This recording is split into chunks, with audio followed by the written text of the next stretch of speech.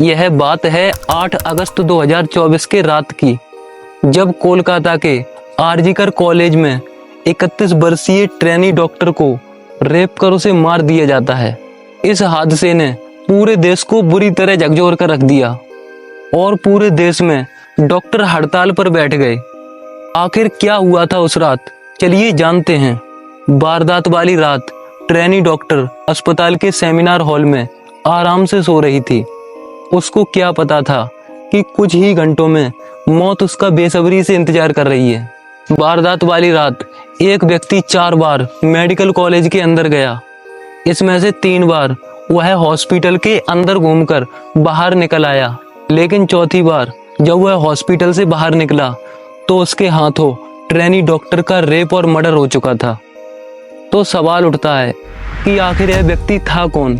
इस व्यक्ति का नाम संजय रॉय था और यह कोलकाता पुलिस में सिविल वॉलंटियर था। सिविल वॉलंटियर उन व्यक्तियों को कहा जाता है जो भीड़ भाड़ वाली इलाकों में पुलिस की मदद के लिए लगाए जाते हैं। संजय रॉय वारदात वाली रात अस्पताल के पास ही एक रेड लाइट एरिया में गया था और वहां से शराब पीकर अस्पताल में पहुंचा था।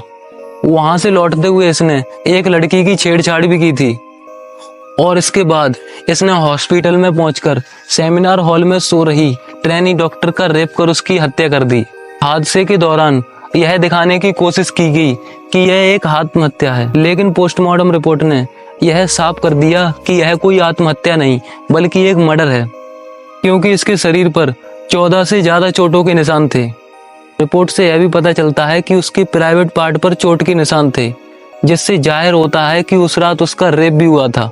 अस्पताल प्रशासन ने पीड़िता की मौत को लेकर जो दस्तावेज जारी किए हैं, उनके मुताबिक करीब 9:45 पर पीड़िता की मौत हो चुकी थी। वहीं दूसरी तरफ अदालत में दिए गए दस्तावेज के मुताबिक पीड़िता की मौत 12:44 पर हुई थी। अब सवाल उठता है कि 9:45 से लेकर 12:44 तक पीड़िता का स्टेटस क्या था। क्या उसकी मौत हो चुकी थी या फिर वह बेहोशी की हालत में थी? अगर वह जिंदा थी तो उसको अस्पताल की इमरजेंसी में क्यों नहीं ले जाया गया? कई ऐसे सवाल हैं जिनका जवाब किसी के पास नहीं है और इस पीड़िता की कहानी सिर्फ कागजों में ही उलझ कर रह गई है। इस हादसे के लगभग 5 दिन बाद यानी 14 अगस्त की रात को महिलाएं अपनी आज़ादी को लेकर प्रदर्शन कर रही थीं। देखते ही देखते कलकत्ता में विरोध प्रदर्शन वायलेंट हो गया। यहाँ आधी रात को हालात इस तरह बिगड़ गए जब उग्र भीड़ हॉस्पिटल के इमरजेंसी बिल्डिंग में बैरिकेड तोड़कर घुस गई।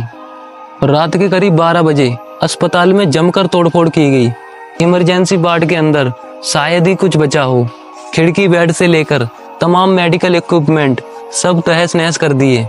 उस इमरजेंसी वार्ड पर भी हमला किया गया जहां ट्रेनी डॉक्टर का रेप कर उसका मर्डर कर दिया गया था। उस इमारत को तहस नहस कर दिया जिसके कोने कोने में वारदात के सबूत छिपे थे।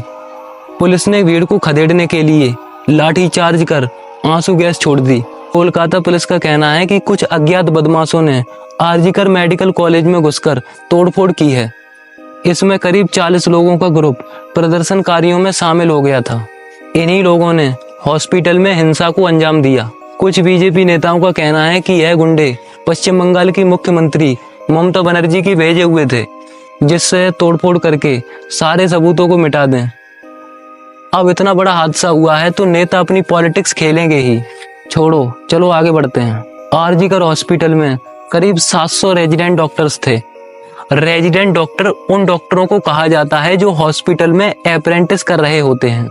इन डॉक्टरों में से सिर्फ 30 लेडी जूनियर डॉक्टर और 60 पुरुष जूनियर डॉक्टर रह गए हैं। इस घटना से महिलाओं में इतना खौफ बैठ गया है जो आप यहाँ से समझ सकते हो।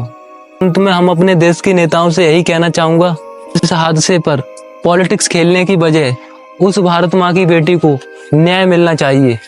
इसके आरोपियों को इतनी कड़ी से कड़ी सजा दी जाए ताकि फिर कोई ऐसा करने की सपने में भी ना सोचे।